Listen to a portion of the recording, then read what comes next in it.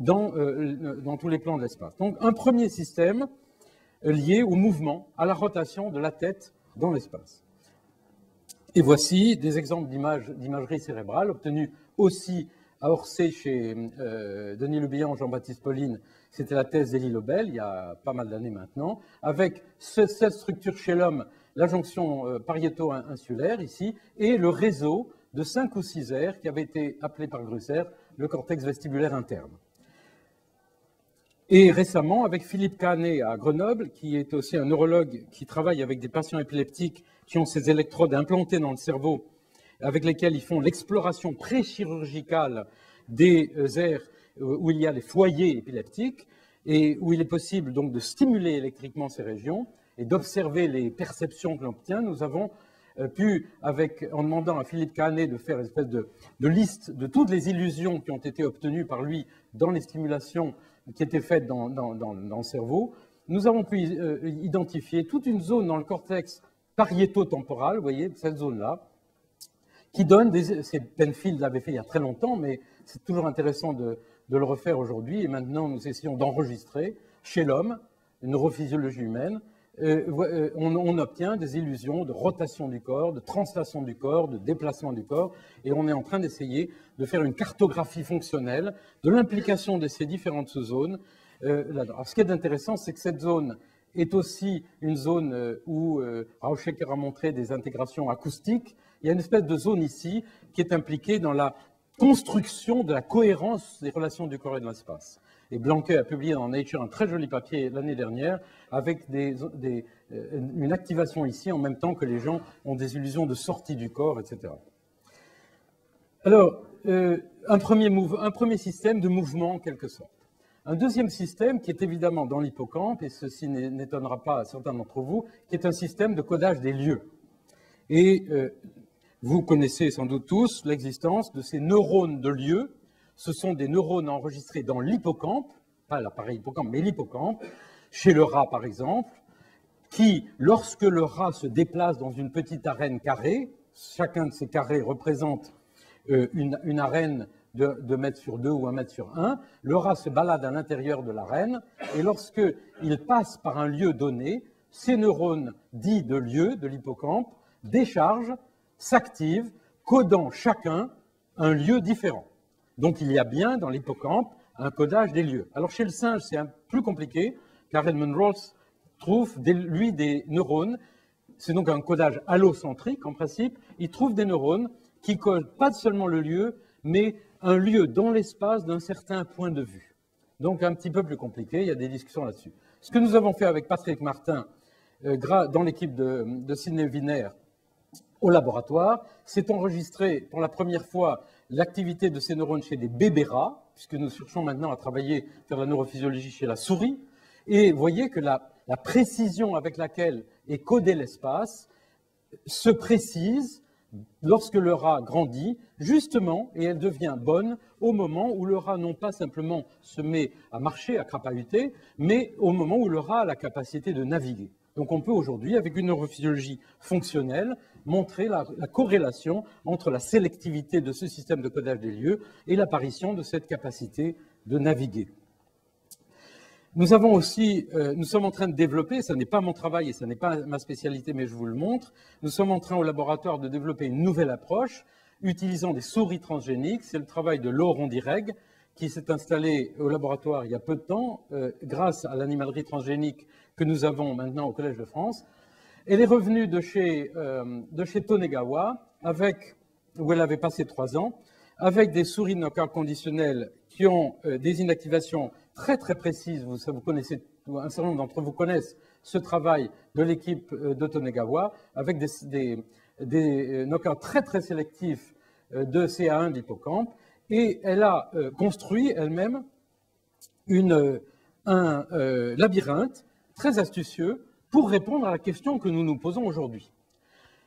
Elle a construit ce labyrinthe pour essayer de voir s'il était possible chez ces souris de dissocier les 2 stratégies de route ou de carte. En effet, c'est une modification du labyrinthe de Morris. Donc, c'est un labyrinthe à 5 bras, rempli de lait, enfin, ou d'eau blanche, avec une plateforme cachée. Donc, c'est le même principe que le chose de Maurice, et vous voyez que lorsque la souris part d'ici, au début, elle se balade un peu partout, puis elle finit par trouver la plateforme comme dans le labyrinthe de Maurice. Et elle le fait par un chemin qui, en général, est le plus court. La question qui est posée, c'est la souris utilise-t-elle une stratégie égocentrée, c'est-à-dire la mémoire de ses mouvements associés à des repères, ou utilise-t-elle une stratégie allocentrique, utilisant l'ensemble des objets qui sont dans la pièce, comme si nous promenons dans Paris avec la Tour Eiffel, etc., ou avec des indices lointains.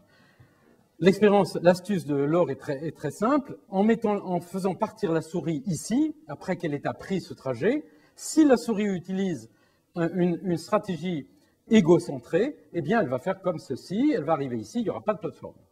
Si elle utilise une stratégie allocentrée, utilisant l'espace environnant, eh bien, elle va aller directement comme ça.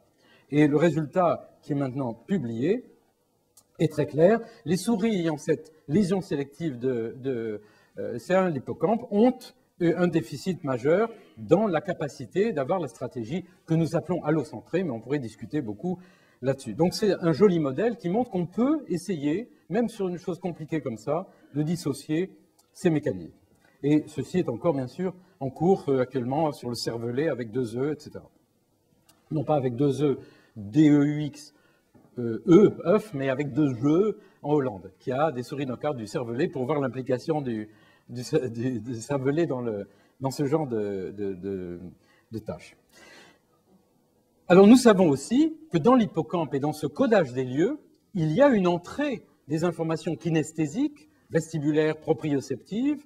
Donc le système de mouvement dont j'ai parlé tout à l'heure a une entrée et nous avons pu montrer avec une série de papiers que le premier système dont je vous ai parlé, de mouvement, va influencer le codage du mouvement dans la formation hippocampique. Par exemple, si on prend un rat ou un singe et qu'on le déplace dans une pièce comme ici, on a une activation de l'hippocampe, de certaines cellules de l'hippocampe quand il va se déplacer le long d'un mur, mais pas le long d'un autre mur. Un mélange de mouvement et de lieu. Dernier système que je vais vous montrer avant de terminer, un système découvert récemment qui est effectivement un système de codage de la direction.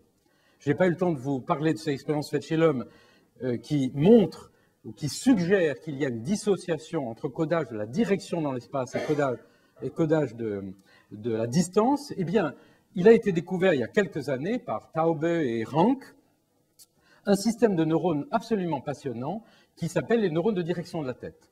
Ces neurones ont été découverts dans les structures en vert ici, le noyau dorsal latéral du thalamus, le post-subiculum, le noyau antéro-dorsal du thalamus, le cortex rétrosplénial, dont j'ai parlé tout à l'heure, vous vous souvenez quand j'ai parlé du palais virtuel, qui sont et ces structures qui font partie de la formation hippocampique ici. Ces structures recevant des informations vestibulaires et des informations visuelles.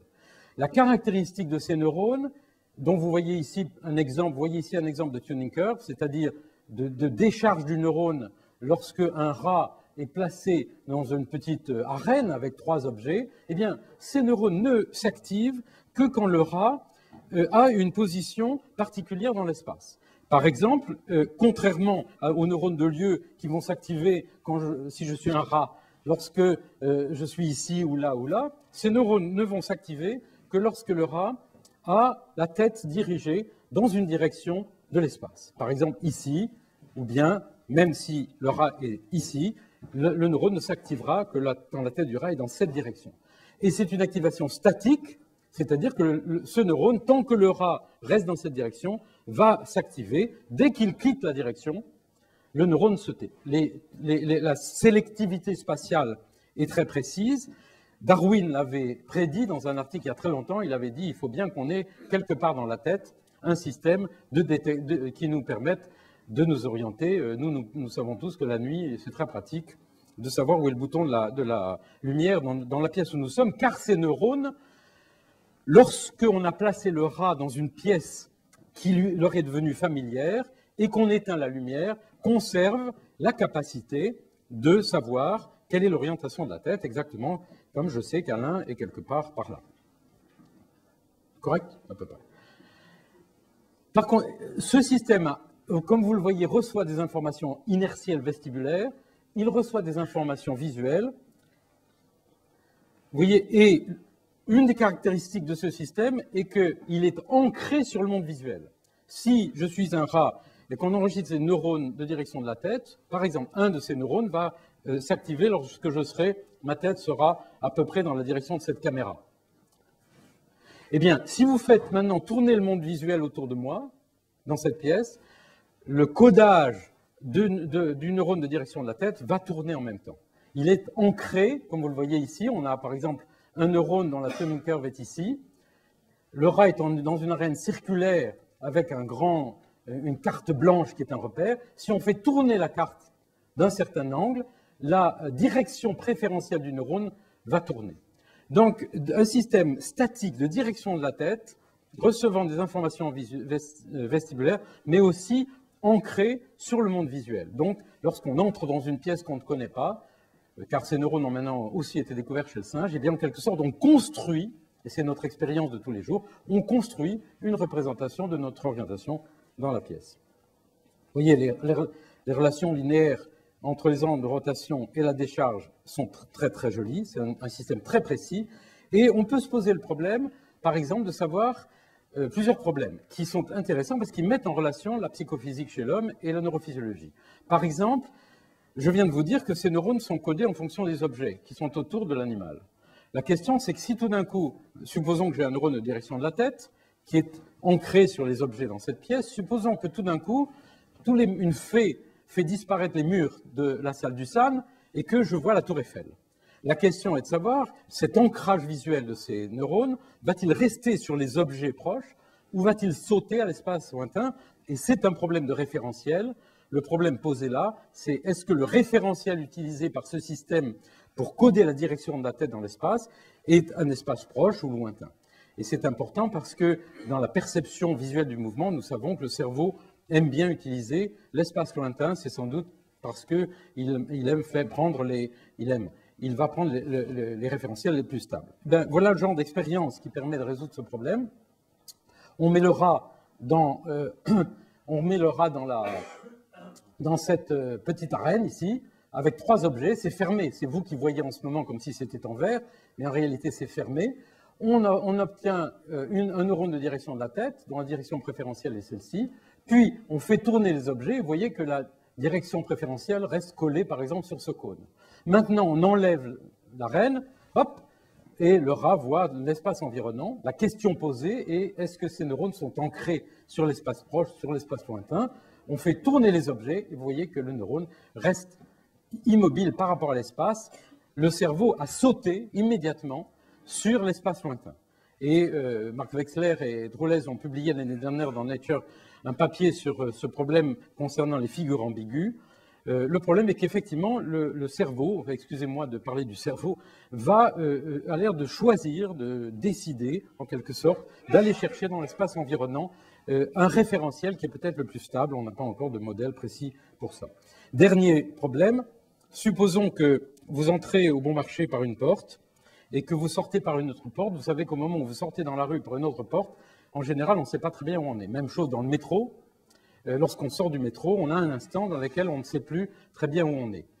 Et nous avons voulu regarder cette question, si vraiment il y a ce système de direction de la tête, est-ce que c'est possible de montrer qu'il est associé aussi à cette réorientation qui est nécessaire lorsqu'on a perdu les référentiels et lorsqu'on se réoriente. Alors l'expérience là qui a été faite est très simple.